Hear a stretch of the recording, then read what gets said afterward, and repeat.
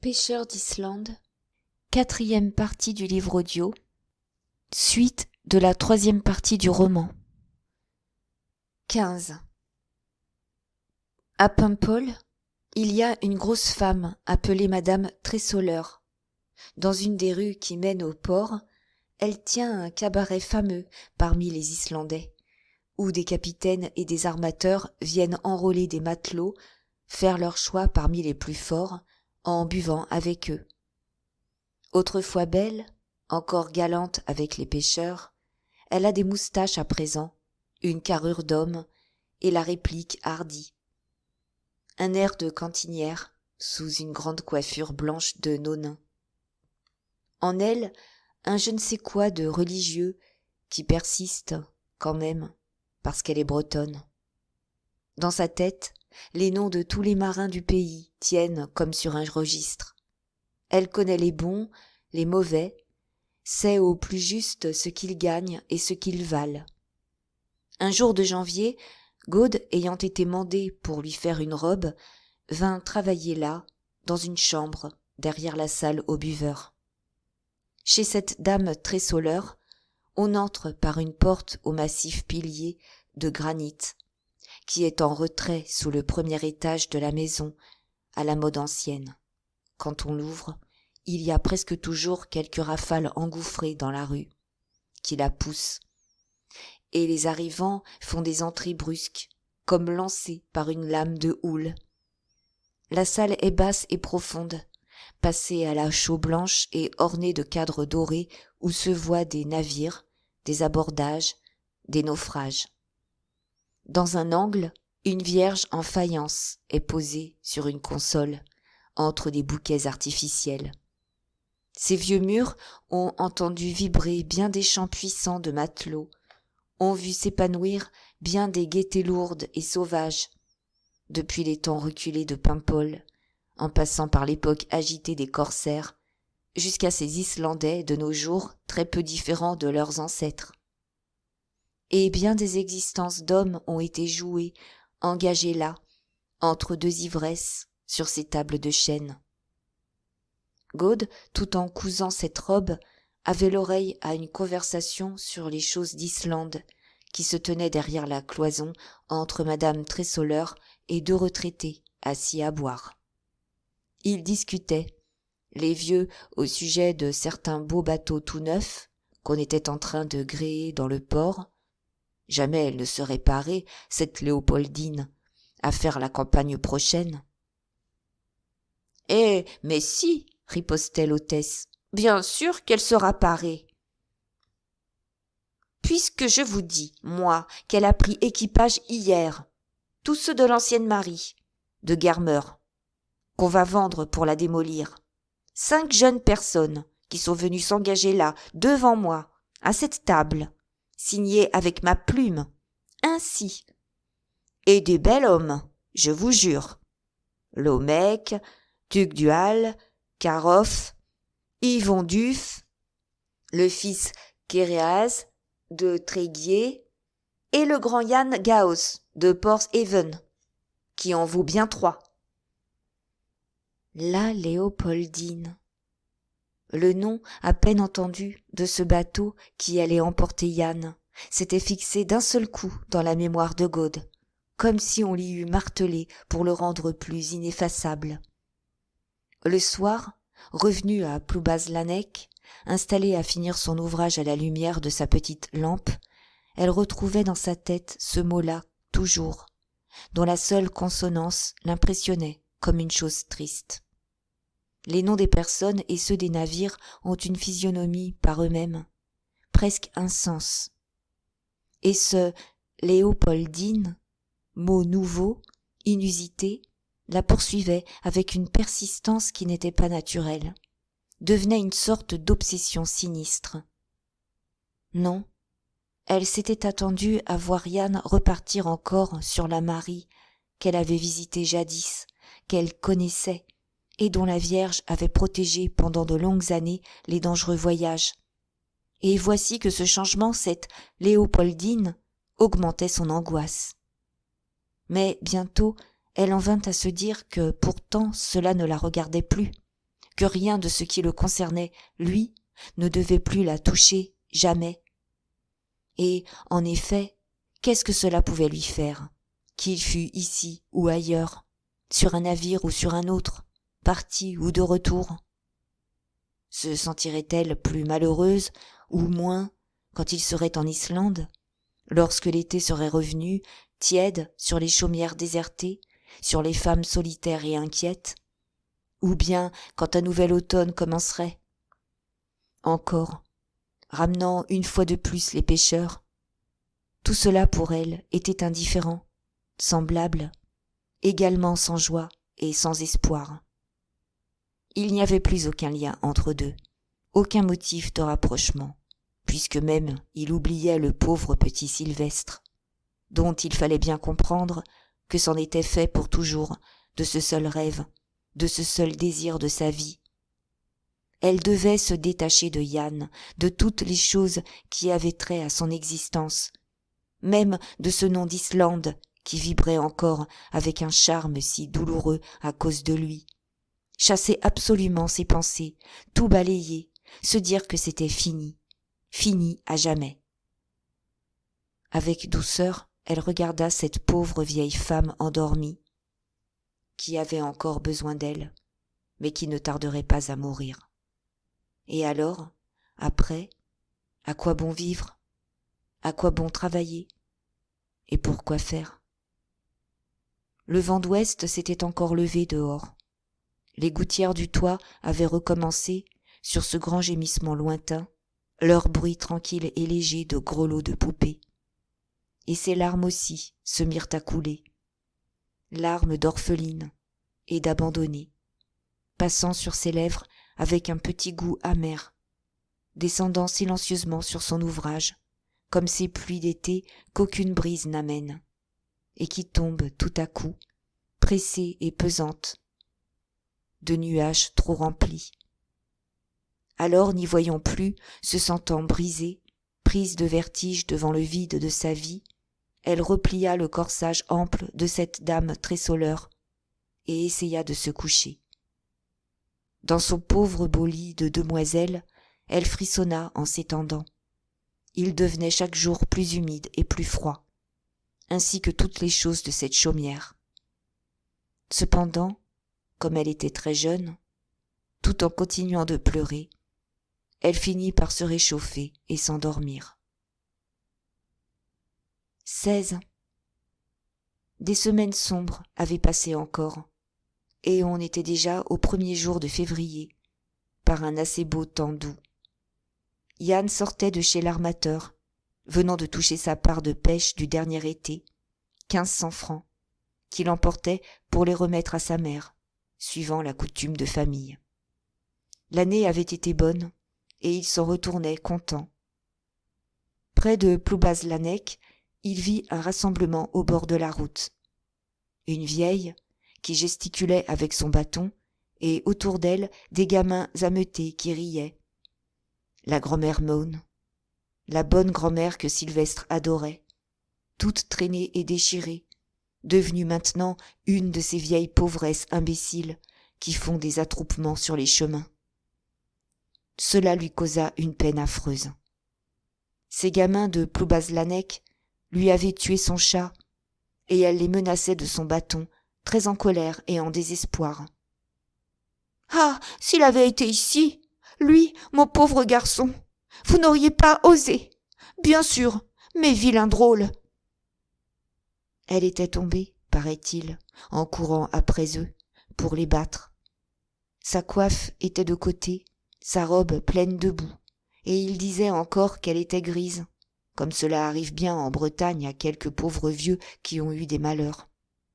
Yann savait, lui, que ce n'était pas vrai, et qu'elle était une vieille respectable, ne buvant jamais que de l'eau.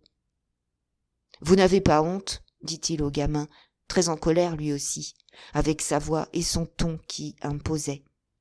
Et, en un clin d'œil, tous les petits se sauvèrent, penauds et confus, devant le grand Gauss. Gaude, qui justement revenait de Paimpol, rapportant de l'ouvrage pour la veillée, avait aperçu cela de loin, reconnu sa grand-mère dans ce groupe, Effrayée, elle arriva en courant pour savoir ce que c'était, ce qu'elle avait eu, ce qu'on avait pu lui faire, et comprit, voyant leur chat qu'on avait tué. Elle leva ses yeux francs vers Yann, qui ne détourna pas les siens. Ils ne songeaient plus à se fuir cette fois. Devenus seulement très roses tous deux, lui aussi vite qu'elle, d'une même montée de sang à leurs joues, ils se regardaient, avec un peu d'effarement de se trouver si près. Mais sans haine, presque avec douceur, réunis qu'ils étaient dans une commune pensée de pitié et de protection.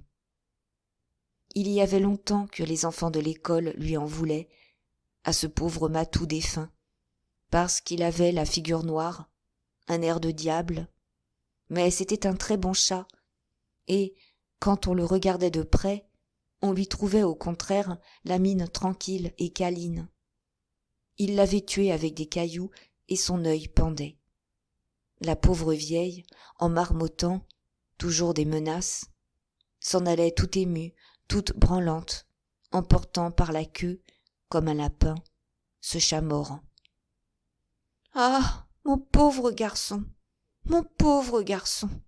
S'il était encore de ce monde, on n'aurait pas osé me faire ça, non, bien sûr. » Il lui était sorti des espèces de larmes qui coulaient dans ses rides, et ses mains, à grosses veines bleues, tremblaient. Gaude l'avait recoiffée au milieu, tâchait de la consoler avec des paroles douces de petite fille. Et Yann s'indignait. Si c'était possible que des enfants fussent si méchants, faire une chose pareille à une pauvre vieille femme. Les larmes lui en venaient presque, à lui aussi. Non point pour ce matou, il va sans dire. Les jeunes hommes, rudes comme lui, s'ils aiment bien à jouer avec les bêtes, n'ont guère de sensiblerie pour elles, mais son cœur se fendait à marcher là derrière cette grand-mère en enfance, emportant son pauvre chat par la queue. Il pensait à Sylvestre, qu'il avait tant aimé, au chagrin horrible qu'il aurait eu si on lui avait prédit qu'elle finirait ainsi, en dérision et en misère. Et Gaude s'excusait, comme étant chargée de sa tenue. « C'est qu'elle sera tombée, pour être si sale, » disait-elle tout bas.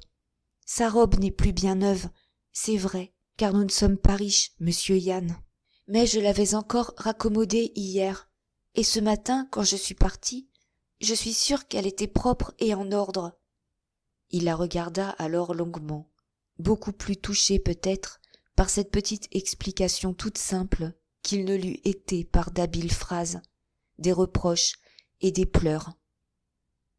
Ils continuaient de marcher l'un près de l'autre, se rapprochant de la chaumière des Mônes. Pour Joly, elle l'avait toujours été, comme personne. Il le savait fort bien. Mais il lui parut qu'elle l'était encore davantage depuis sa pauvreté et son deuil. Son air était devenu plus sérieux.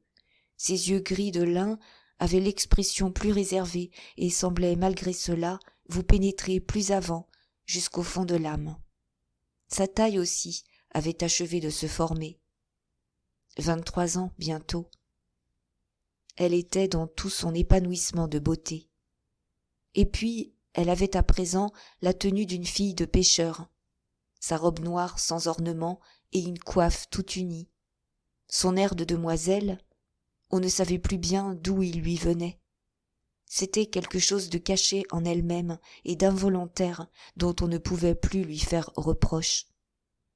Peut-être seulement son corsage, un peu plus ajusté que celui des autres, par habitude d'autrefois, dessinant mieux sa poitrine ronde et le haut de ses bras. Mais non, cela résidait plutôt dans sa voix tranquille et dans son regard. 17. Décidément, il les accompagnait, jusque chez elle sans doute. Ils s'en allaient tous trois, comme pour l'enterrement de ce chat, et cela devenait presque un peu drôle, maintenant, de les voir ainsi passer en cortège. Il y avait sur les portes des bonnes gens qui souriaient. La vieille Yvonne au milieu, portant la bête, Gaude à sa droite, troublé et toujours très rose. Le grand Yann à sa gauche, tête haute et pensif. Cependant, la pauvre vieille s'était presque subitement apaisée en route. D'elle-même, elle s'était recoiffée et, sans plus rien dire, elle commençait à les observer alternativement l'un et l'autre, du coin de son œil qui était redevenu clair. Gaude ne parlait pas de peur de donner à Yann une occasion de prendre congé. Elle eût voulu rester sur ce bon regard doux qu'elle avait reçu de lui, marcher les yeux fermés pour ne plus voir rien autre chose, marcher ainsi bien longtemps à ses côtés, dans un rêve qu'elle faisait, au lieu d'arriver si vite à leur logis vide et sombre où tout allait s'évanouir. À la porte, il y eut une de ces minutes d'indécision pendant lesquelles il semble que le cœur cesse de battre. La grand-mère entra sans se retourner. Puis Gaude, hésitante, et Yann, par derrière, entra aussi. Il était chez elle, pour la première fois de sa vie. Sans but, probablement. Qu'est-ce qu'il pouvait vouloir ? En passant le seuil, il avait touché son chapeau, et puis, ses yeux ayant rencontré d'abord le portrait de Sylvestre dans sa petite couronne mortuaire en perles noires, il s'en était approché lentement comme d'une tombe. Gaude était resté debout, appuyé des mains à leur table. Il regardait maintenant tout autour de lui, et elle le suivait dans cette sorte de revue silencieuse qu'ils passaient de leur pauvreté. Bien pauvre, en effet, malgré son air rangé et honnête, le logis de ces deux abandonnés qui s'étaient réunis. Peut-être, au moins, éprouverait-il pour elle un peu de bonne pitié, en la voyant redescendue à cette même misère, à ce granit fruste et à ce chaume. Il n'y avait plus de la richesse passée que le lit blanc, le beau lit de demoiselle, et involontairement les yeux de Yann revenaient là. Il ne disait rien. Pourquoi ne s'en allait-il pas ? La vieille grand-mère, qui était encore si fine à ces moments lucides, faisait semblant de ne pas prendre garde à lui. Donc, ils restaient debout, devant l'un l'autre, muets et anxieux, finissant par se regarder comme pour quelque interrogation suprême. Mais les instants passaient, et, à chaque seconde écoulée, le silence semblait entre eux se figer davantage, et ils se regardaient toujours plus profondément, comme dans l'attente solennelle de quelque chose d'inouï qui tardait à venir. Gaude, demanda-t-il à demi-voix grave. Si vous voulez toujours. Qu'allait-il dire ? On devinait quelque grande décision, brusque comme étaient les siennes, prise là tout à coup, et osant à peine être formulée. Si vous voulez toujours. La pêche s'est bien vendue cette année, et j'ai un peu d'argent devant moi. Si elle voulait toujours, que lui demandait-il ? Avait-elle bien entendu ? Elle était anéantie devant l'immensité de ce qu'elle croyait comprendre. Et la vieille Yvonne, de son coin là-bas, dressait l'oreille, sentant du bonheur approcher. Nous pourrions faire notre mariage, mademoiselle Gaude, si vous vouliez toujours. Et puis, il attendit sa réponse, qui ne vint pas. Qui donc pouvait l'empêcher de prononcer ce oui ? Il s'étonnait, il avait peur, et elle s'en apercevait bien. Appuyée des deux mains à la table, devenue toute blanche, avec des yeux qui se voilaient, elle était sans voix, ressemblait à une mourante très jolie. « Eh bien, Gaude, réponds donc !» dit la vieille grand-mère qui s'était levée pour venir à eux. « Voyez-vous, ça la surprend, monsieur Yann, il faut l'excuser. Elle va réfléchir et vous répondre tout à l'heure. Asseyez-vous, monsieur Yann, et prenez un verre de cidre avec nous. » Mais non, elle ne pouvait pas répondre, Gaude. Aucun mot ne lui venait plus, dans son extase. C'était donc vrai qu'il était bon, qu'il avait du cœur. Elle le retrouvait là, son vrai Yann, tel qu'elle n'avait jamais cessé de le voir en elle-même, malgré sa dureté, malgré son refus sauvage, malgré tout. Il l'avait dédaigné longtemps, il l'acceptait aujourd'hui, et aujourd'hui qu'elle était pauvre. C'était son idée à lui sans doute. Il avait eu quelques motifs qu'elle saurait plus tard. En ce moment, elle ne songeait pas du tout à lui en demander compte, non plus qu'à lui reprocher son chagrin de 2 années. Tout cela, d'ailleurs, était si oublié, tout cela venait d'être emporté si loin, en une seconde, par le tourbillon délicieux qui passait sur sa vie. Toujours muette, elle lui disait son adoration rien qu'avec les yeux, tout noyés, qui le regardaient à une extrême profondeur, tandis qu'une grosse pluie de larmes commençait à descendre le long de ses joues. « Allons, Dieu vous bénisse, mes enfants, » dit la grand-mère Mohon.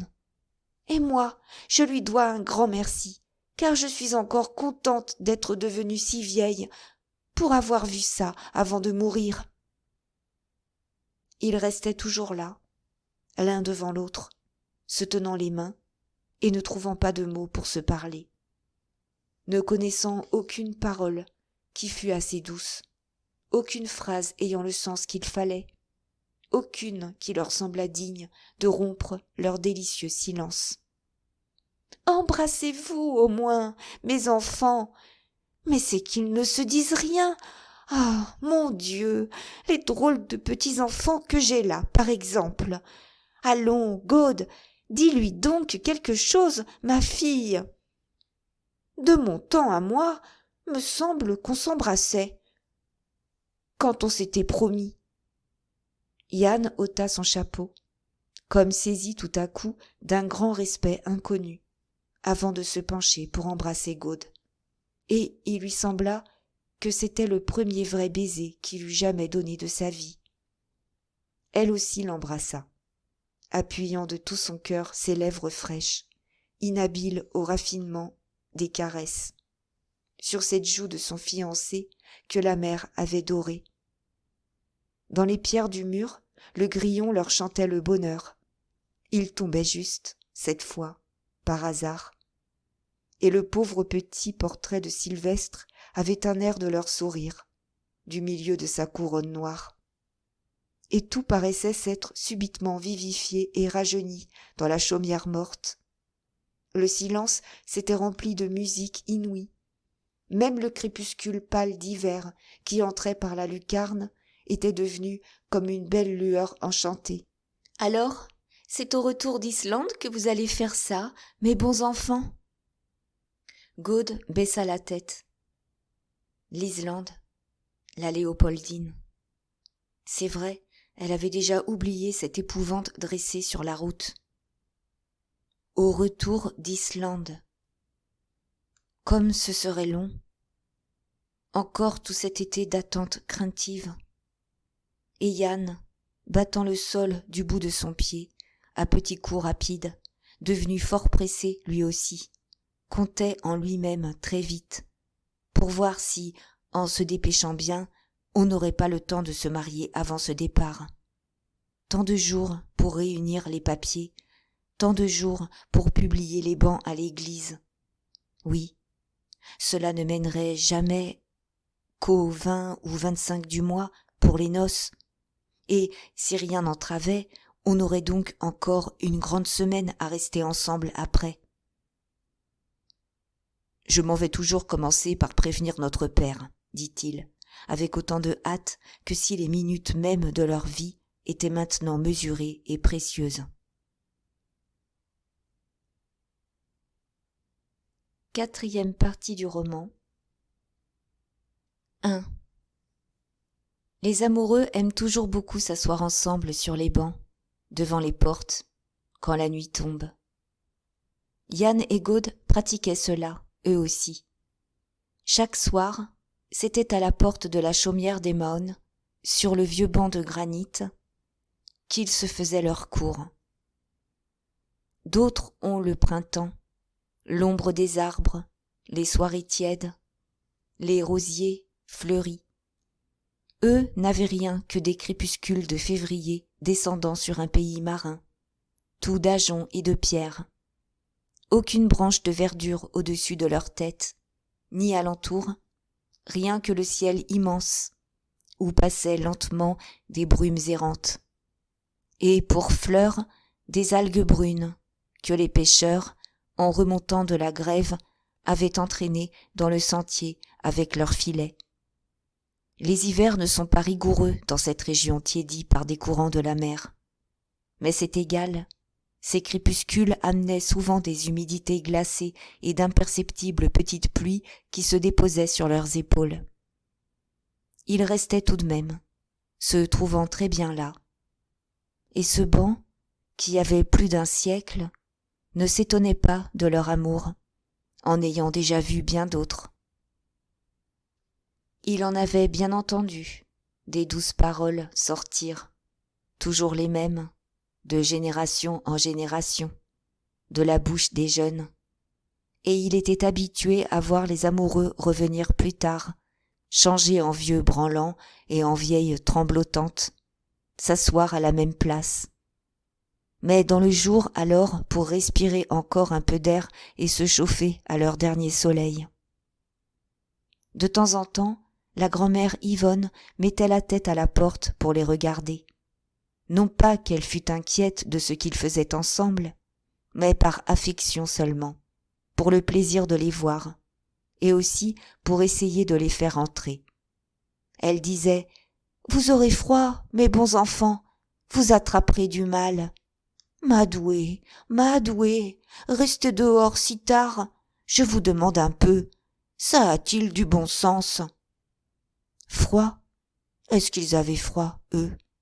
Est-ce qu'ils avaient seulement conscience de quelque chose en dehors du bonheur d'être l'un près de l'autre? Les gens qui passaient, le soir, dans le chemin, entendaient un léger murmure à deux voix, mêlé au bruissement que la mer faisait en dessous, au pied des falaises. C'était une musique très harmonieuse. La voix fraîche de Gaude alternait avec celle de Yann qui avait des sonorités douces et caressantes dans des notes graves. On distinguait aussi leurs deux silhouettes tranchant sur le granit du mur auquel ils étaient adossés. D'abord le blanc de la coiffe de Gaude, puis toute sa forme svelte en robe noire et, à côté d'elle, les épaules carrées de son ami. Au-dessus d'eux, le dôme bossu de leur toit de paille, et, derrière tout cela, les infinis crépusculaires, le vide incolore des eaux et du ciel. Il finissait tout de même par entrer s'asseoir dans la cheminée, et la vieille Yvonne, tout de suite endormie, la tête tombée en avant, ne gênait pas beaucoup ces deux jeunes qui s'aimaient. Ils recommençaient à se parler à voix basse, ayant à se rattraper de 2 ans de silence, ayant besoin de se presser beaucoup pour se faire cette cour, puisqu'elle devait si peu durer. Il était convenu qu'ils habiteraient chez cette grand-mère Yvonne qui, par testament, leur léguait sa chaumière. Pour le moment, ils n'y faisaient aucune amélioration, faute de temps, et remettaient au retour d'Islande leur projet d'embellir un peu ce pauvre nid par trop désolé. 2. Un soir, il s'amusait à lui citer 1000 petites choses qu'elle avait faites ou qui lui étaient arrivées depuis leur première rencontre. Il lui disait même les robes qu'elle avait eues, les fêtes où elle était allée. Elle l'écoutait avec une extrême surprise. Comment donc savait-il tout cela? Qui se serait imaginé qu'il y avait fait attention et qu'il était capable de le retenir? Lui souriait, faisant le mystérieux, et racontait encore d'autres petits détails, même des choses qu'elle avait presque oubliées. Maintenant, sans plus l'interrompre, elle le laissait dire. avec un ravissement inattendu qui la prenait tout entière. Elle commençait à deviner, à comprendre. C'est qu'il l'avait aimée, lui aussi, tout ce temps, là. Elle avait été sa préoccupation constante. Il lui en faisait l'aveu naïf à présent. Et alors, qu'est-ce qu'il avait eu, mon Dieu? Pourquoi l'avait-il tant repoussé, tant fait souffrir? Toujours ce mystère qu'il avait promis d'éclaircir pour elle, mais dont il reculait sans cesse l'explication, avec un air embarrassé et un commencement de sourire incompréhensible. 3. Ils allèrent à Paimpol un beau jour avec la grand-mère Yvonne pour acheter la robe de noces. Parmi les beaux costumes de demoiselles qui lui restaient d'autrefois, il y en avait qui auraient très bien pu être arrangés pour la circonstance, sans qu'on eût besoin de rien acheter. Mais Yann avait voulu lui faire ce cadeau, et elle ne s'en était pas trop défendue. Avoir une robe donnée par lui, payée avec l'argent de son travail et de sa pêche, il lui semblait que cela la fit déjà un peu son épouse. Ils la choisirent noire. Gaude n'ayant pas fini le deuil de son père. Mais Yann ne trouvait rien d'assez joli dans les étoffes qu'on déployait devant eux. Il était un peu hautain vis-à-vis des marchands, et lui qui autrefois ne serait entré pour rien au monde dans aucune des boutiques de Paimpol, ce jour-là s'occupait de tout, même de la forme qu'aurait cette robe. Il voulut qu'on y mît de grandes bandes de velours pour la rendre plus belle. 4. Un soir qu'ils étaient assis sur leur banc de pierre, dans la solitude de leur falaise où la nuit tombait, leurs yeux s'arrêtèrent par hasard sur un buisson d'épines, le seul d'alentour, qui croissait entre les rochers au bord du chemin. Dans la demi-obscurité, il leur sembla distinguer sur ce buisson de légères petites houppes blanches. « On dirait qu'il est fleuri, » dit Yann, et ils s'approchèrent pour s'en assurer. Il était tout en fleurs. N'y voyant pas beaucoup, ils le touchèrent, vérifiant avec leurs doigts la présence de ces petites fleurettes qui étaient toutes humides de brouillard. Et alors, il leur vint une première impression hâtive de printemps. Du même coup, ils s'aperçurent que les jours avaient allongé, qu'il y avait quelque chose de plus tiède dans l'air, de plus lumineux dans la nuit. Mais comme ce buisson était en avance, nulle part dans le pays, au bord d'aucun chemin, on n'en eût trouvé un pareil. Sans doute, il avait fleuri là exprès pour eux, pour leur fête d'amour. « Oh, nous allons en cueillir alors, » dit Yann. Et, presque à tâtons, il composa un bouquet entre ses mains rudes. Avec le grand couteau de pêcheur qu'il portait à sa ceinture, il enleva soigneusement les épines. Puis, il le mit au corsage de Gaude. Là, comme une mariée, dit-il, en se reculant comme pour voir, malgré la nuit, si cela lui seyait bien.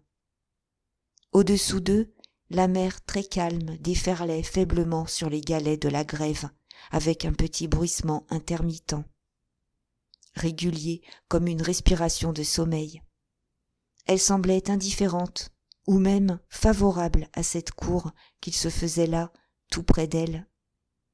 Les jours leur paraissaient longs dans l'attente des soirées, et ensuite, quand ils se quittaient sur le coup de 10 heures, il leur venait un petit découragement de vivre, parce que c'était déjà fini. Il fallait se hâter pour les papiers, pour tout, sous peine de n'être pas prêt et de laisser fuir le bonheur devant soi, jusqu'à l'automne, jusqu'à l'avenir incertain. Leur cour, faite le soir dans ce lieu triste, au bruit continuel de la mer, et avec cette préoccupation un peu enfiévrée de la marche du temps, prenait de tout cela quelque chose de particulier et de presque sombre. Ils étaient des amoureux différents des autres, plus graves, plus inquiets dans leur amour. Il ne disait toujours pas ce qu'il avait eu pendant 2 ans contre elle et, quand il était reparti le soir, ce mystère tourmentait Gaude. Pourtant il l'aimait bien, elle en était sûre. C'était vrai qu'il l'avait de tout temps aimée, mais pas comme à présent. Cela augmentait dans son cœur et dans sa tête comme une marée qui monte jusqu'à tout remplir. Il n'avait jamais connu cette manière d'aimer quelqu'un. De temps en temps, sur le banc de pierre, il s'allongeait, presque étendu, jetait la tête sur les genoux de Gaude, par câlinerie d'enfant pour se faire caresser, et puis se redressait bien vite, par convenance. Il eût aimé se coucher par terre à ses pieds, et rester là, le front appuyé sur le bas de sa robe. En dehors de ce baiser de frère qu'il lui donnait en arrivant et en partant, il n'osait pas l'embrasser. Il adorait le je ne sais quoi invisible qui était en elle, qui était son âme, qui se manifestait à lui dans le son pur et tranquille de sa voix, dans l'expression de son sourire, dans son beau regard limpide. Et dire qu'elle était en même temps une femme de chair, plus belle et plus désirable qu'aucune autre, qu'elle lui appartiendrait bientôt d'une manière aussi complète que ses maîtresses d'avant, sans cesser pour cela d'être elle-même. Cette idée le faisait frissonner jusqu'aux moelles profondes. Il ne concevait pas bien d'avance ce que serait une pareille ivresse, mais il n'y arrêtait pas sa pensée, par respect, se demandant presque s'il oserait commettre ce délicieux sacrilège. 5. Un soir de pluie, ils étaient assis près l'un de l'autre dans la cheminée, et leur grand-mère Yvonne dormait en face d'eux. La flamme qui dansait dans les branchages du foyer faisait promener au plafond noir leurs ombres agrandies. Ils se parlaient bien bas, comme font tous les amoureux. Mais il y avait, ce soir-là, de longs silences embarrassés dans leur causerie. Lui surtout ne disait presque rien et baissait la tête avec un demi-sourire, cherchant à se dérober au regard de Gaude. C'est qu'elle l'avait pressé de questions toute la soirée sur ce mystère qu'il n'y avait pas moyen de lui faire dire. Et cette fois, il se voyait pris. Elle était trop fine et trop décidée à savoir. Aucun faux fuyant ne le tirerait plus de ce mauvais pas. De méchants propos qu'on avait tenus sur mon compte, demandait-elle. Il essaya de répondre oui. De méchants propos, oh, on en avait tenu beaucoup dans Paimpol et dans Ploubazlanec. Elle demanda quoi. Il se troubla et ne sut pas dire. Alors elle vit bien que ce devait être autre chose. C'était ma toilette, Yann. Pour la toilette, il est sûr que cela y avait contribué. Elle en faisait trop, pendant un temps, pour devenir la femme d'un simple pêcheur. Mais enfin, il était forcé de convenir que ce n'était pas tout. Était-ce parce que, dans ce temps-là, nous passions pour riches? Vous aviez peur d'être refusé? Oh non, pas cela. Il fit cette réponse avec une si naïve sûreté de lui-même que Gaude en fut amusé. Et puis, il y eut de nouveau un silence pendant lequel on entendit dehors le bruit gémissant de la brise et de la mer. Tandis qu'elle l'observait attentivement, une idée commençait à lui venir, et son expression changeait à mesure. Ce n'était rien de tout cela, Yann. Alors quoi? Dit-elle, en le regardant tout à coup dans le blanc des yeux, avec le sourire d'inquisition irrésistible de quelqu'un qui a deviné. Et lui détourna la tête, en riant tout à fait.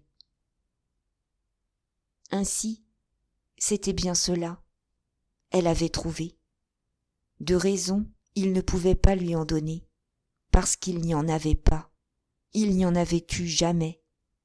Eh bien oui, tout simplement, il avait fait son têtu, comme Sylvestre disait jadis. Et c'était tout. Mais voilà aussi, on l'avait tourmenté avec cette Gaude. Tout le monde s'y était mis. Ses parents, Sylvestre, ses camarades islandais, jusqu'à Gaude elle-même. Alors, il avait commencé à dire non. obstinément non, tout en gardant au fond de son cœur l'idée qu'un jour, quand personne n'y penserait plus, cela finirait certainement par être oui. Et c'était pour cet enfantillage de son Yann que Gaude avait langui, abandonné pendant 2 ans, et désiré mourir. Après le premier mouvement, qui avait été de rire un peu, par confusion d'être découvert, Yann regarda Gaude avec de bons yeux graves qui, à leur tour, interrogeaient profondément. Lui pardonnerait-elle au moins? Il avait un si grand remords aujourd'hui de lui avoir fait tant de peine. Lui pardonnerait-elle? C'est mon caractère qui est comme cela, Gaude, dit-il. Chez nous, avec mes parents, c'est la même chose. Des fois, quand je fais ma tête dure, je reste pendant des 8 jours comme fâché avec eux, presque sans parler à personne. Et pourtant, je les aime bien, vous le savez. Et je finis toujours par leur obéir dans tout ce qu'ils veulent, comme si j'étais encore un enfant de 10 ans. Si vous croyez que ça faisait mon affaire, à moi, de ne pas me marier, non, cela n'aurait plus duré longtemps dans tous les cas, Gaude, vous pouvez me croire. Oh, si elle lui pardonnait. Elle sentait tout doucement des larmes lui venir, et c'était le reste de son chagrin d'autrefois qui finissait de s'en aller à cet aveu de son Yann. D'ailleurs, sans toute sa souffrance d'avant, l'heure présente n'eût pas été si délicieuse. À présent que c'était fini, elle aimait presque mieux avoir connu ce temps d'épreuve.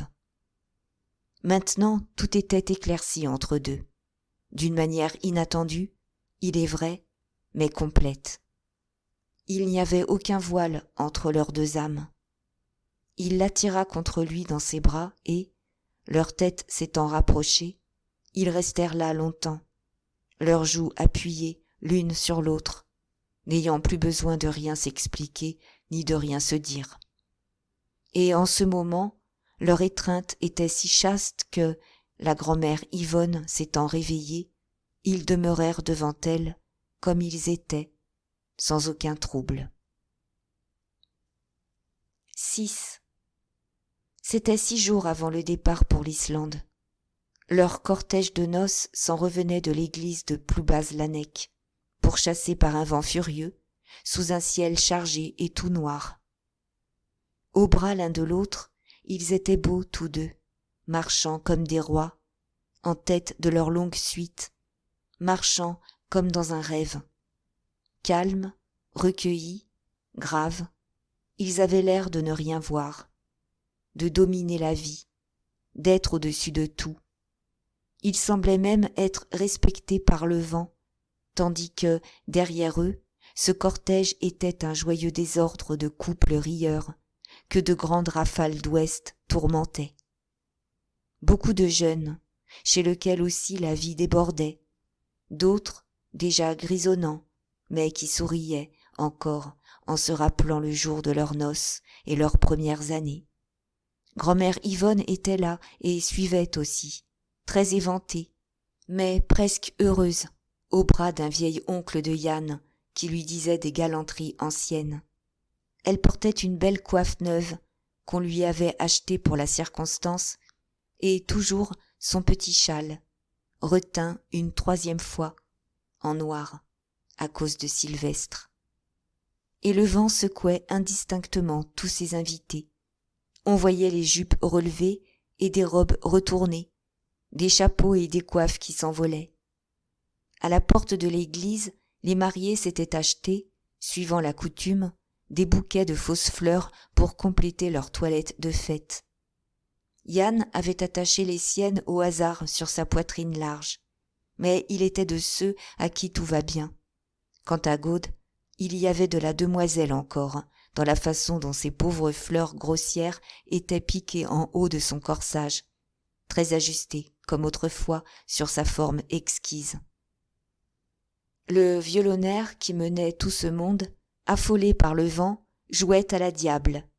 Ses airs arrivaient aux oreilles par bouffées, et, dans le bruit des bourrasques, semblait une petite musique drôle, plus grêle que les cris d'une mouette. Tout Ploubaz Lanec était sorti pour les voir. Ce mariage avait quelque chose qui passionnait les gens, et on était venu de loin à la ronde. Au carrefour des sentiers, il y avait partout des groupes qui stationnaient pour les attendre. Presque tous les Islandais de Paimpol, les amis de Yann, étaient là postés. Ils saluaient les mariés au passage. Gaude répondait en s'inclinant légèrement comme une demoiselle, avec sa grâce sérieuse, et, tout le long de sa route, elle était admirée.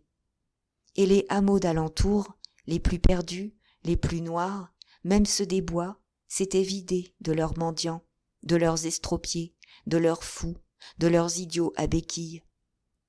Cette gente était échelonnée sur le parcours, avec des musiques, des accordéons, des vielles.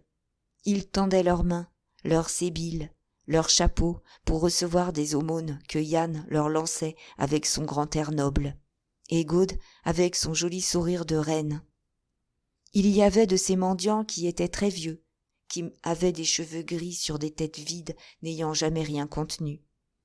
Tapis dans les creux des chemins, ils étaient de la même couleur que la terre d'où ils semblaient n'être qu'incomplètement sortis, et où ils allaient rentrer bientôt sans avoir eu de pensée. Leurs yeux égarés inquiétaient comme le mystère de leurs existences avortées et inutiles. Ils regardaient passer, sans comprendre, cette fête de la vie pleine et superbe. On continua de marcher au-delà du hameau de Port Haven et de la maison des Gauss. C'était pour se rendre, suivant l'usage traditionnel des mariés du pays de Ploubaz Lanec, à la chapelle de la Trinité, qui est comme au bout du monde breton. Au pied de la dernière et extrême falaise, elle pose sur un seuil de roches basses, tout près des eaux, et semble déjà appartenir à la mer.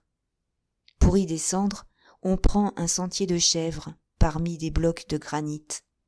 Et le cortège de noces se répandit sur la pente de ce cap isolé, au milieu des pierres, les paroles joyeuses ou galantes se perdant tout à fait dans le bruit du vent et des lames. Impossible d'atteindre cette chapelle. Par ce gros temps, le passage n'était pas sûr. La mer venait trop près pour frapper ses grands coups. On voyait bondir très haut ces gerbes blanches qui, en retombant, se déployaient pour tout inonder. Yann, qui s'était le plus avancé, avec Gaude appuyé à son bras, recula le premier devant les embruns.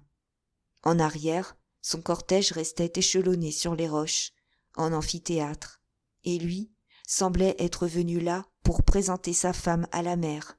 Mais celle-ci faisait mauvais visage à la mariée nouvelle. En se retournant, il aperçut le violonnaire, perché sur un rocher gris et cherchant à rattraper, entre deux rafales, son air de contredanse. « Ramasse ta musique, mon ami, lui dit-il. La mer nous en joue d'une autre qui marche mieux que la tienne. » En même temps, commença une grande pluie fouettante qui menaçait depuis le matin.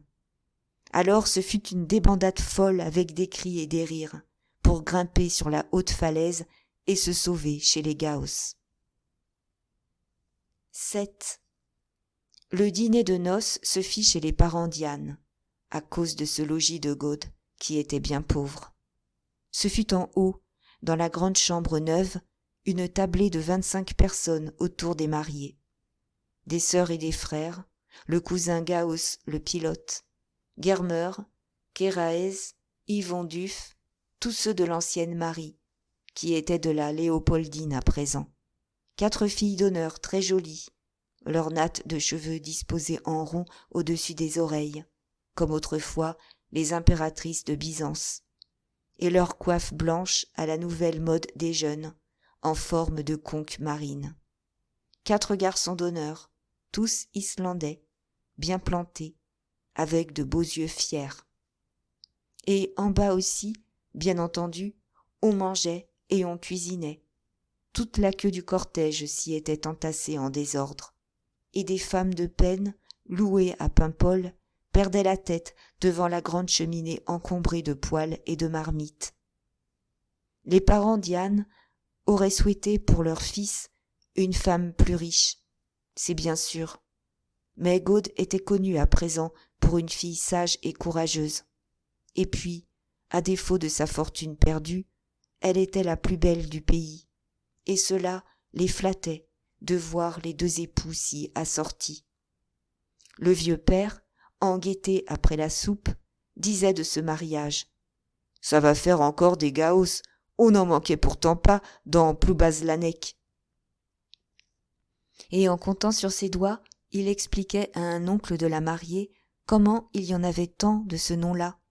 Son père, qui était le plus jeune de 9 frères, avait eu 12 enfants, tous mariés avec des cousines. Et ça en avait fait, tout ça, des gaos, malgré les disparus d'Islande. « Pour moi, dit-il, j'ai épousé aussi une gaos, ma parente. Et nous en avons fait encore 14, à nous deux. » Et à l'idée de cette peuplade, il se réjouissait, en secouant sa tête blanche. Dame, il avait eu de la peine pour les élever, ces 14 petits gaos. Mais à présent, il se débrouillait. Et puis, ces 10 000 francs de l'épave les avaient mis vraiment bien à leur aise.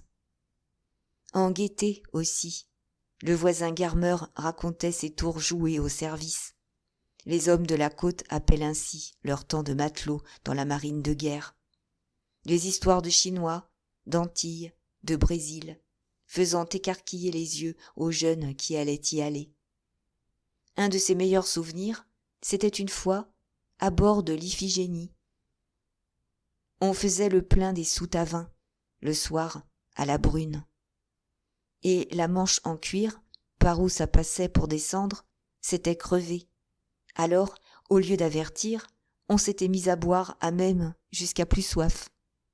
Ça avait duré 2 heures, cette fête. À la fin, ça coulait plein la batterie. Tout le monde était saoul. Et ces vieux marins, assis à table, riaient de leur rire bon enfant avec une pointe de malice. « On crie contre le service, disait-il. Eh bien, il n'y a encore que là pour faire des tours pareils. » Dehors, le temps ne s'embellissait pas. Au contraire, le vent, la pluie faisaient rage dans une épaisse nuit. Malgré les précautions prises, quelques-uns s'inquiétaient de leur bateau ou de leur barque amarrée dans le port et parlaient de se lever pour aller y voir. Cependant, un autre bruit, beaucoup plus gai à entendre, arrivait d'en bas où les plus jeunes de la noce soupaient les uns sur les autres. C'étaient les cris de joie, les éclats de rire des petits cousins et des petites cousines qui commençaient à se sentir très émoustillés par le cidre. On avait servi des viandes bouillies, des viandes rôties, des poulets, plusieurs espèces de poissons, des omelettes et des crêpes. On avait causé pêche et contrebande, discuté toutes sortes de façons pour attraper les messieurs douaniers qui sont, comme on sait, les ennemis des hommes de mer. En haut, à la table d'honneur, on se lançait même à parler d'aventures drôles. Ceux-ci se croisaient en breton entre ces hommes qui tous, à leur époque, avaient roulé le monde. À Hong Kong, les maisons, tu sais bien, les maisons qui sont là, en montant dans les petites rues. Ah oui, répondait du bout de la table un autre qui les avait fréquentées. Oui, en tirant sur la droite quand on arrive. C'est ça, enfin, chez les dames chinoises, quoi. Donc, nous avions consommé là-dedans, à 3 que nous étions. Des vilaines femmes, Mahadoué, mais vilaines. Oh, pour vilaines, je te crois, dit négligemment le grand Yann, qui lui aussi, dans un moment d'erreur, après une longue traversée, les avait connues, ces Chinoises. Après, pour payer, qui est-ce qui en avait des piastres? Cherche, cherche dans les poches. Ni moi, ni toi, ni lui. Plus le sou, personne. Nous faisons des excuses en promettant de revenir. Ici, il contournait sa rude figure bronzée et minaudait comme une Chinoise très surprise. Mais la vieille, pas confiante, commence à miauler, à faire le diable, et finit par nous griffer avec ses pattes jaunes. Maintenant, il singeait ses voix pointues de là-bas et grimaçait comme cette vieille en colère, tout en roulant ses yeux qu'il avait retroussés par le coin avec ses doigts.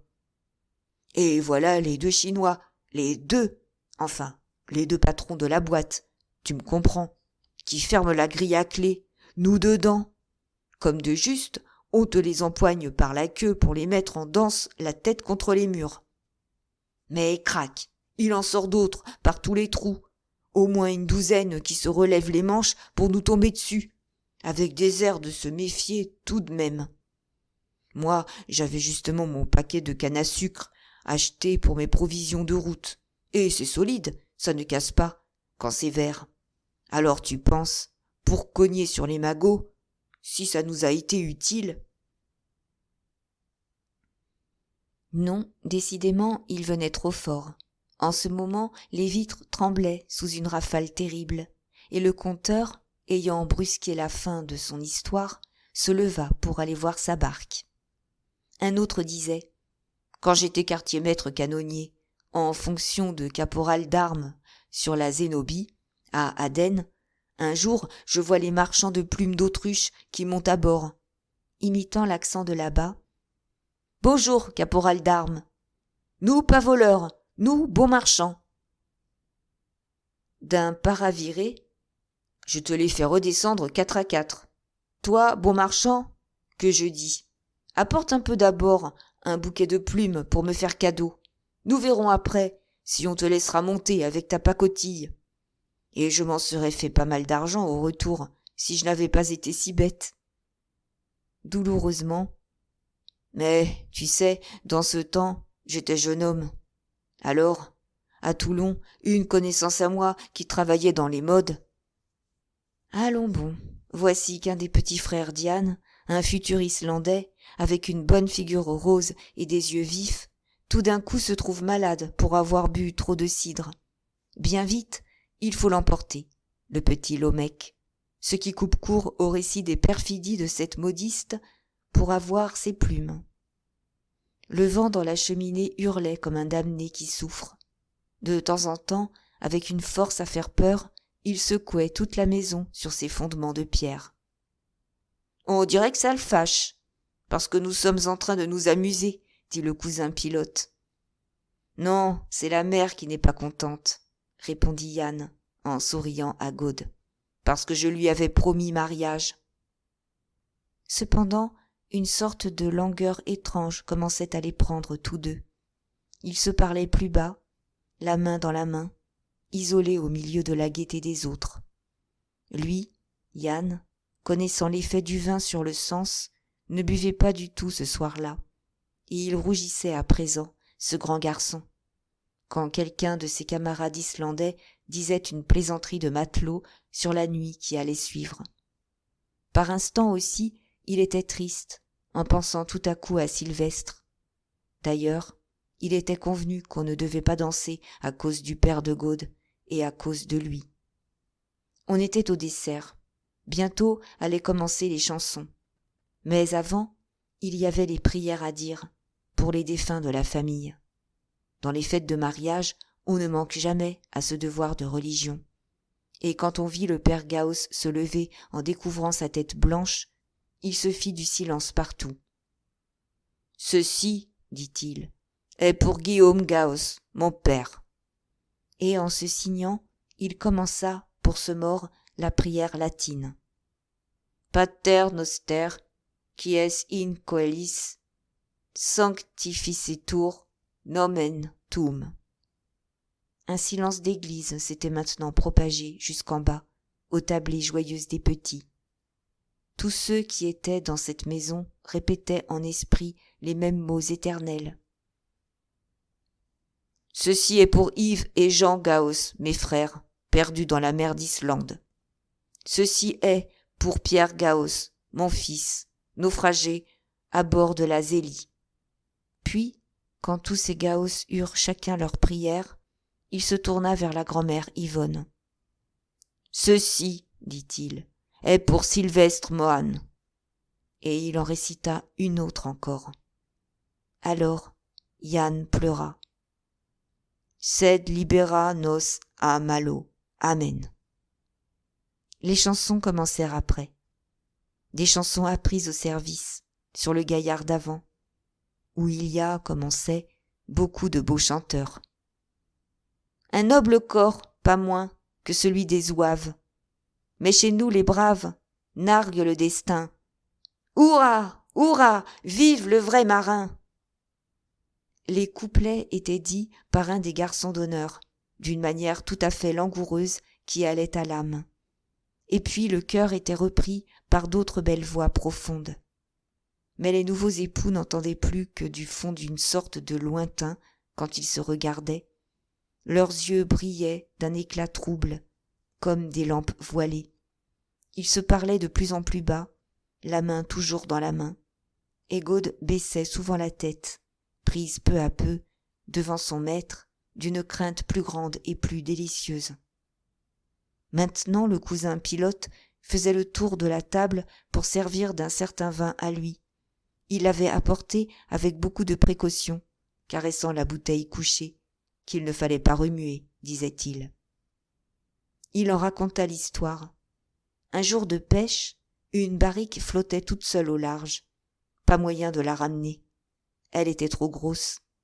Alors, il l'avait crevée en mer, remplissant tout ce qu'il y avait à bord de peaux et de moques. Impossible de tout emporter. On avait fait des signes aux autres pilotes, aux autres pêcheurs. Toutes les voiles en vue s'étaient rassemblées autour de la trouvaille. Et j'en connais plus d'un qui était saoul, en rentrant le soir à Port Even. Toujours le vent continuait son bruit affreux. En bas, les enfants dansaient des rondes. Il y en avait bien quelques-uns de couchés, des tout petits gaos, ceux-ci. Mais les autres faisaient le diable, menés par le petit Fantec, en français François, et le petit Lomec, en français Guillaume, voulant absolument aller sauter dehors, et, à toute minute, ouvrant la porte à des rafales furieuses qui soufflaient les chandelles. Lui, le cousin pilote, finissait l'histoire de son vin pour son compte. Il en avait eu 40 bouteilles. Il priait bien qu'on n'en parlât pas, à cause de monsieur le commissaire de l'inscription maritime, qui aurait pu lui chercher une affaire pour cette épave non déclarée. Mais voilà, disait-il, il aurait fallu les soigner, ces bouteilles. Si on avait pu les tirer au clair, ça serait devenu tout à fait du vin supérieur, car, certes, il y avait dedans beaucoup plus de jus de raisin que dans toutes les caves des débitants de Paimpol. Qui sait où il avait poussé, ce vin de naufrage? Il était fort, haut en couleur, très mêlé d'eau de mer, et gardait le goût âcre du sel. Il fut néanmoins trouvé très bon, et plusieurs bouteilles se vidèrent. Les têtes tournèrent un peu, le son des voix devenait plus confus, et les garçons embrassaient les filles. Les chansons continuaient gaiement. Cependant, on n'avait guère l'esprit tranquille à ce souper, et les hommes échangeaient des signes d'inquiétude à cause du mauvais temps qui augmentait toujours. Dehors, le bruit sinistre allait son train, pis que jamais. Cela devenait comme un seul cri, continu, renflé, menaçant, poussé à la fois à plein gosier, à coups tendus, par des milliers de bêtes enragées. On croyait aussi entendre de gros canons de marine tirer dans le lointain leurs formidables coups sourds. Et cela, c'était la mer qui battait de partout le pays de Ploubazlanec. Non, elle ne paraissait pas contente, en effet. Et Gaude se sentait le cœur serré par cette musique d'épouvante que personne n'avait commandée pour leur fête de noces. Sur les minuit, pendant une accalmie, Yann, qui s'était levé doucement, fit signe à sa femme de venir lui parler. C'était pour s'en aller chez eux. Elle rougit, prise d'une pudeur, confuse de s'être levée. Puis elle dit que ce serait impoli, s'en aller tout de suite, laisser les autres. « Non, répondit Yann, c'est le père qui l'a permis. Nous pouvons. » Et il l'entraîna. Ils se sauvèrent furtivement. Dehors, ils se trouvèrent dans le froid, dans le vent sinistre, dans la nuit profonde et tourmentée. Ils se mirent à courir, en se tenant par la main. Du haut de ce chemin de falaise, on devinait sans les voir les lointains de la mer furieuse, d'où montait tout ce bruit. Ils couraient tous deux, cinglés en plein visage, le corps penché en avant, contre les rafales, obligés quelquefois de se retourner, la main devant la bouche, pour reprendre leur respiration que ce vent avait coupée. D'abord, il l'enlevait presque par la taille, pour l'empêcher de traîner sa robe, de mettre ses beaux souliers dans toute cette eau qui ruisselait par terre. Et puis, il la prit à son cou, tout à fait, et continua de courir encore plus vite. Non, il ne croyait pas tant l'aimer. Et dire qu'elle avait 23 ans, lui bientôt 28, que, depuis 2 ans au moins, ils auraient pu être mariés, et heureux comme ce soir. Enfin, ils arrivèrent chez eux, dans leur pauvre petit logis au sol humide, sous leur toit de paille et de mousse, et ils allumèrent une chandelle que le vent leur souffla 2 fois. La vieille grand-mère moine, qu'on avait reconduite chez elle avant de commencer les chansons, était là, couchée depuis 2 heures dans son lit en armoire dont elle avait refermé les battants. Ils s'approchèrent avec respect et la regardèrent par les découpures de sa porte afin de lui dire bonsoir si par hasard elle ne dormait pas encore. Mais ils virent que sa figure vénérable demeurait immobile et ses yeux fermés. Elle était endormie ou feignait de l'être pour ne pas les troubler. Alors ils se sentirent seuls l'un à l'autre. Ils tremblaient tous deux, en se tenant les mains. Lui se pencha d'abord vers elle pour embrasser sa bouche, mais Gaude détourna les lèvres par ignorance de ce baiser-là, et, aussi chastement que le soir de leur fiançailles, les appuya au milieu de la joue d'Yann, qui était froidie par le vent, tout à fait glacée. Bien pauvres, bien basses, leur chaumière, et il y faisait très froid. Ah, si Gaude était restée riche comme anciennement, quelle joie elle aurait eue à arranger une jolie chambre, non pas comme celle-ci, sur la terre nue. Elle n'était guère habituée encore à ces murs de granit brut, à cet air rude qu'avaient les choses. Mais son Yann était là avec elle. Alors, par sa présence, tout était changé, transfiguré, et elle ne voyait plus que lui. Maintenant, leurs lèvres s'étaient rencontrées, et elle ne détournait plus les siennes.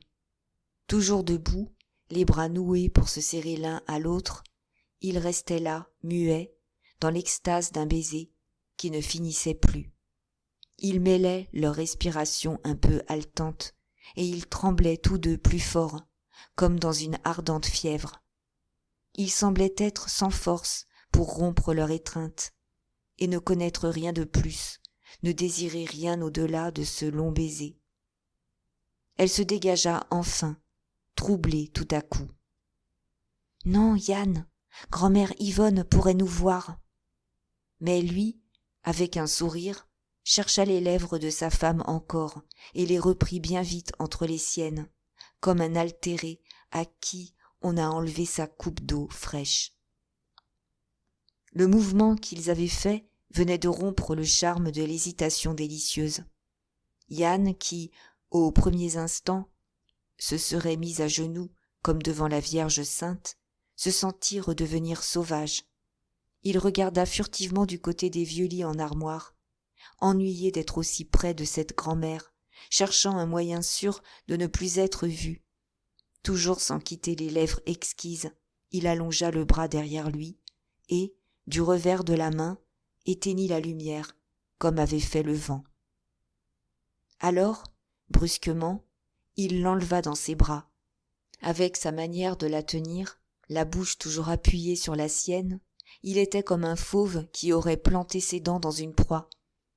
Elle abandonnait son corps, son âme, à cet enlèvement qui était impérieux et sans résistance possible, tout en restant doux comme une longue caresse enveloppante. Il l'emportait dans l'obscurité vers le beau lit blanc à la mode des villes, qui devait être leur lit nuptial. Autour d'eux, pour leur premier coucher de mariage, le même invisible orchestre jouait toujours. Ouh, ouh, ouh. Le vent tantôt donnait en plein son bruit caverneux avec un tremblement de rage, tantôt répétait sa menace plus bas à l'oreille, comme par un raffinement de malice, avec des petits sons filés, en prenant la voix flûtée d'une chouette. Et la grande tombe des marins était tout près, mouvante, dévorante, battant les falaises de ces mêmes coups sourds. Une nuit ou l'autre, il faudrait être pris là-dedans, s'y débattre, au milieu de la frénésie des choses noires et glacées. Il le savait. Qu'importe, pour le moment, ils étaient à terre, à l'abri de toute cette fureur inutile et retournés contre elle-même. Alors, dans le logis pauvre et sombre où passait le vent, ils se donnèrent l'un à l'autre, sans souci de rien ni de la mort, enivrés, leurrés, délicieusement par l'éternelle magie de l'amour. 8. Ils furent mari et femme pendant 6 jours. En ce moment de départ, les choses d'Islande occupaient tout le monde. Des femmes de peine empilaient le sel pour la saumure dans les soutes des navires. Les hommes disposaient les gréements et chez Yann, la mère, les sœurs travaillaient du matin au soir à préparer les suroîts, les cirages, tout le trousseau de campagne. Le temps était sombre et la mer, qui sentait l'équinoxe venir, était remuante et troublée. Gaude subissait ces préparatifs inexorables avec angoisse, comptant les heures rapides des journées, attendant le soir où, le travail fini, elle avait son Yann pour elle seule. Est-ce que, les autres années, il partirait aussi? Elle espérait bien qu'elle saurait le retenir, mais elle n'osait pas, dès maintenant, lui en parler. Pourtant, il l'aimait bien, lui aussi. Avec ses maîtresses d'avant, jamais il n'avait connu rien de pareil. Non, ceci était différent. C'était une tendresse si confiante et si fraîche, que les mêmes baisers, les mêmes étreintes, avec elle étaient autre chose. Et chaque nuit, leurs 2 ivresses d'amour allaient s'augmentant l'une par l'autre, sans jamais s'assouvir quand le matin venait. Ce qui la charmait comme une surprise, c'était de le trouver si doux, si enfant, ce Yann qu'elle avait vu quelquefois à Paimpol faire son grand dédaigneux avec des filles amoureuses. Avec elle, au contraire, il avait toujours cette même courtoisie qui semblait toute naturelle chez lui, et elle adorait ce bon sourire qu'il lui faisait dès que leurs yeux se rencontraient. C'est que, chez ces simples, il y a le sentiment, le respect inné de la majesté de l'épouse. Un abîme la sépare de l'amante, chose de plaisir, à qui, dans un sourire de dédain, on a l'air ensuite de rejeter les baisers de la nuit. Gaude était l'épouse, elle, et, dans le jour, il ne se souvenait plus de leurs caresses, qui semblaient ne pas compter, tant ils étaient une même chair tous deux, et pour toute la vie.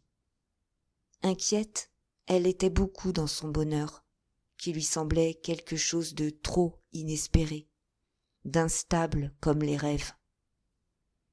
D'abord, est-ce que ce serait bien durable, chez Yann, cet amour?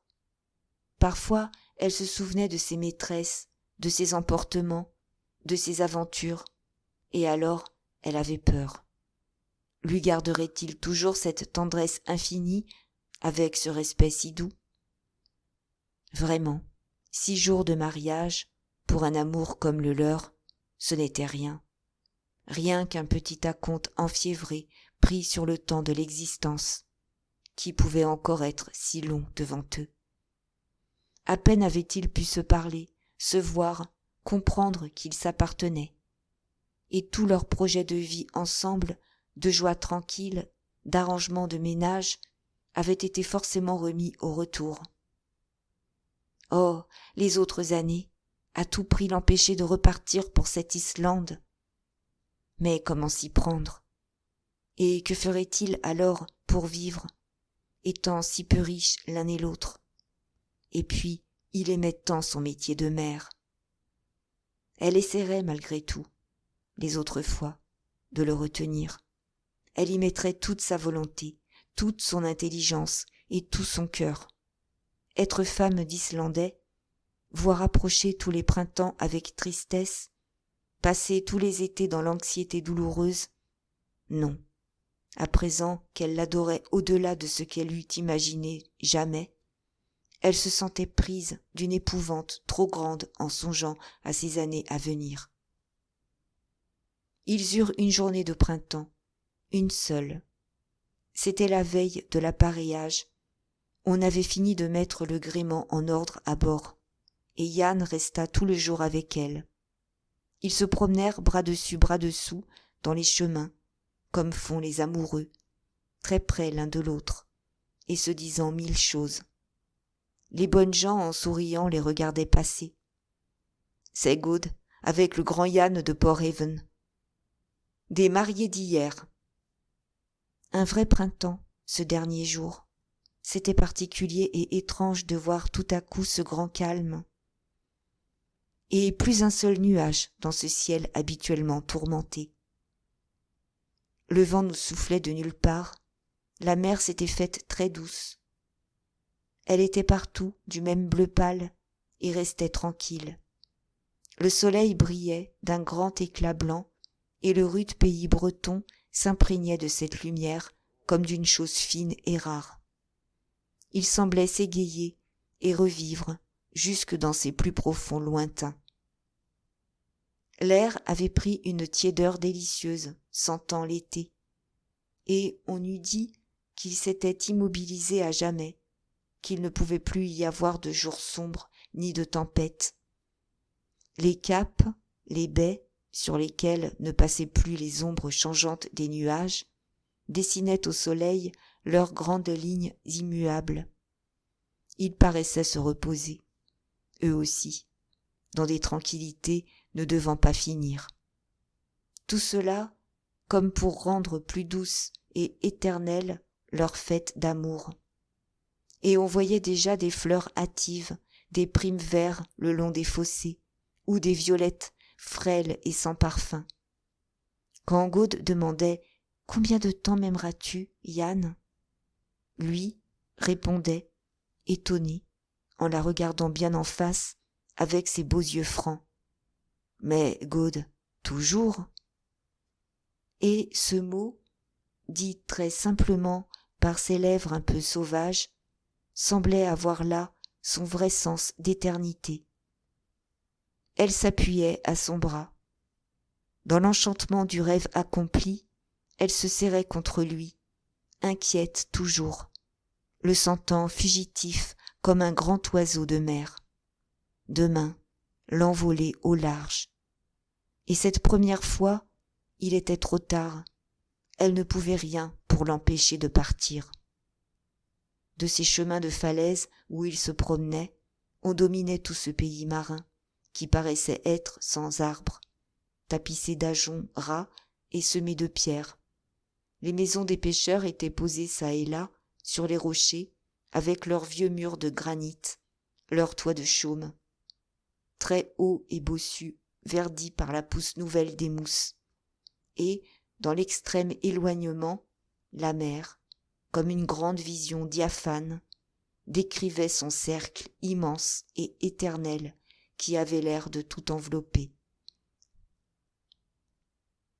Elle s'amusait à lui raconter les choses étonnantes et merveilleuses de ce Paris où elle avait habité, mais lui, très dédaigneux, ne s'y intéressait pas. « Si loin de la côte, disait-il, et tant de terre, ça doit être malsain. Tant de maisons, tant de monde. Il doit y avoir des mauvaises maladies dans ces villes. Non, je ne voudrais pas vivre là-dedans, moi, bien sûr. » Et elle souriait, s'étonnant de voir combien ce grand garçon était un enfant naïf. Quelquefois, il s'enfonçait dans ces replis du sol où poussent de vrais arbres qui ont l'air de s'y tenir blottis contre le vent du large. Là, il n'y avait plus de vue. Par terre, des feuilles mortes amoncelées et de l'humidité froide. Le chemin creux bordé d'ajoncs verts devenait sombre sous les branchages, puis se resserrait entre les murs de quelques hameaux noirs et solitaires, croulant de vieillesse, qui dormaient dans ce bas-fond. et, toujours, quelques crucifixes se dressaient bien haut devant eux, parmi les branches mortes, avec son grand Christ de bois rongé comme un cadavre, grimaçant sa douleur sans fin. Ensuite, le sentier remontait, et, de nouveau, il dominait les horizons immenses. Il retrouvait l'air vivifiant des hauteurs et de la mer. Lui, à son tour, racontait l'Islande, les étés pâles et sans nuit, les soleils obliques qui ne se couchent jamais. Gaude ne comprenait pas bien et se faisait expliquer. « Le soleil fait tout le tour, disait-il, en promenant son bras étendu sur le cercle lointain des eaux bleues. Il reste toujours bien bas parce que, vois-tu, il n'a pas du tout de force pour monter. À minuit, il traîne un peu son bord dans la mer, mais tout de suite, il se relève et il continue de faire sa promenade ronde. Des fois, la lune aussi paraît à l'autre bout du ciel. Alors, ils travaillent tous deux, chacun de son bord, et on ne les connaît pas trop l'un de l'autre, car ils se ressemblent beaucoup dans ce pays. Voir le soleil à minuit, comme ça devait être loin, cette île d'Islande. Et les fjords? Gaude avait lu ce mot inscrit plusieurs fois parmi les noms des morts dans la chapelle des naufragés. Il lui faisait l'effet de désigner une chose sinistre. Les fjords, répondait Yann. Des grandes baies, comme ici celle de Paimpol, par exemple. Seulement, il y a autour des montagnes si hautes, qu'on ne voit jamais où elles finissent, à cause des nuages qui sont dessus. Un triste pays, va, Gaude, je t'assure. Des pierres, rien que des pierres. Et les gens de l'île ne connaissent point ce que c'est que les arbres. À la mi-août, quand notre pêche est finie, il est grand temps de repartir, car alors les nuits commencent, et elles allongent très vite. Le soleil tombe au-dessous de la terre sans pouvoir se relever, et il fait nuit chez eux, là-bas, pendant tout l'hiver. Et puis, disait-il, il y a aussi un petit cimetière, sur la côte, dans un fjord, tout comme chez nous, pour ceux du pays de Paimpol qui sont morts pendant les saisons de pêche, ou qui sont disparus en mer. C'est en terre bénite, aussi bien qu'à Port Even. Et les défunts ont des croix en bois toutes pareilles à celles d'ici, avec leurs noms écrits dessus. Les 2 Coasdiu de Ploubazlanec sont là. Et aussi Guillaume Moine, le grand-père de Sylvestre. Et elle croyait le voir, ce petit cimetière au pied des caps désolés, sous la pâle lumière rose de ces jours ne finissant pas. Ensuite, elle songeait à ces mêmes morts sous la glace et sous le suaire noir de ces nuits longues comme les hivers. Tout le temps pêcher, demandait-elle, sans se reposer jamais? Tout le temps. Et puis, il y a la manœuvre à faire, car la mer n'est pas toujours belle par là. Dame, on est fatigué le soir. Ça donne appétit pour souper et, des jours, l'on dévore. Et on ne s'ennuie jamais? Jamais, dit-il, avec un air de conviction qui lui fit mal. À bord, au large, moi, le temps ne me dure pas. Jamais. Elle baissa la tête, se sentant plus triste, plus vaincue par la mer.